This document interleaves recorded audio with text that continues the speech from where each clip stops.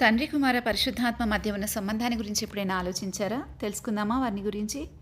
ముందుగా ఆదికాండం 1:26 చూస్తే అక్కడ దేవుడు మన స్వరూపమందు మన పోలిక చొప్పున నరులను చేయుదుము అని చెప్పారు. మన స్వరూపము మన పోలిక అన్న పదాలను మనం అర్థం చేసుకోవాలి. అంటే అక్కడ బహువచనం వాడబడింది, కానీ వారికి ఒకటే స్వరూపం ఒకటే పోలిక ఉన్నట్లు సామాన్యంగా అర్థమవుతుంది.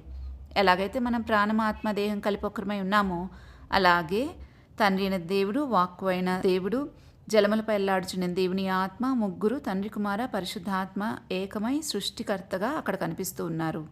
అందుకే త్రియేక దేవునిగా పిలుచుకుంటున్నాం. యోహాను సువార్త 1వ అధ్యాయంలో కూడా యేసుప్రభు వారిని గురించి చెప్తూ, ఆదియందు వాక్యముండెను, వాక్యము దేవుని యొద్దుండెను, వాక్యము దేవుడై ఉండెను, సమస్తమును ఆయన మూలంగా కలిగెను, ఆ వాక్యమే శరీరధారి అయి కృపాసత్య సంపూర్ణంగా మన మధ్య నివసించడం చదువుతాం. దీన్ని బట్టి మనకు అర్థమవుతుంది, సృష్టికి మూలకర్త ఒక్కరే, వారే తండ్రిగాను, కుమారునిగాను, పరిశుద్ధాత్మగాను ఉన్నారు అని. పరిశుద్ధాత్ముడు కూడా సంపూర్ణ దేవుడే. అపోస్తల కార్యాల 5వ అధ్యాయంలో పేతురు, అననీయ సప్పీరాలు తప్పు చేసినప్పుడు అక్కడ పరిశుద్ధాత్మని మోసపుచ్చారని చెప్తూ, మీరు మనుషులతో కాదు దేవునితోనే అబద్ధమాడితిరి అని పరిశుద్ధాత్మని సూచిస్తూ చెప్తారు. పరిశుద్ధాత్మ లేకపోతే మనం యేసుక్రీస్తుని కలుసుకోలేం. 1 కొరింథీ 12:3 ప్రకారం పరిశుద్ధాత్మ వలన తప్ప యేసు ప్రభు అని ఎవ్వరూ చెప్పలేరు. మరి వీరి ముగ్గురులో ఎందుకు యేసుక్రీస్తు నామంలోనే మనం ప్రార్థించాలి? తాను దేవుడని ఎక్కడైనా చెప్పారా? మీరెందుకు ఆయన దేవుడు అంటున్నారు అని చాలామంది మనల్ని అడుగుతారు.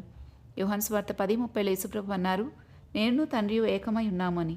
యోహాను 14:9 నన్ను చూసిన వారు తండ్రిని చూసినట్లే అన్నారు. ఆయన కార్యాలు, ఆయన అధికారం, ఆయన మాటలు స్పష్టంగా చెప్తున్నాయి సార్వభౌమ అధికారం కలిగి ఉన్నవాడని.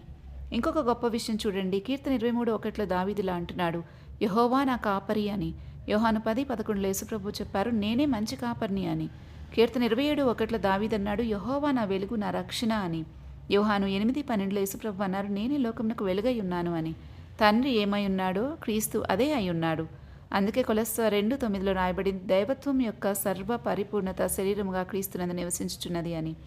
ఆయన సంపూర్ణ దేవుడు, అబ్రహాము సంతాన స్వభావం ధరించుకున్నందున సంపూర్ణ మానవుడు కూడా.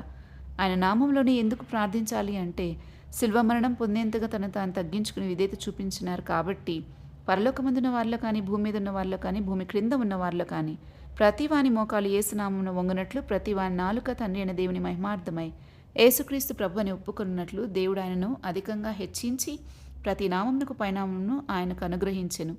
కాబట్టి ఆయనే మనకు రక్షణ, ఆయనే మనకు నిత్యజీవం, ఆయనే మన పరమ తండ్రి, ఆయన నామంలోనే పాపక్షమాపణ.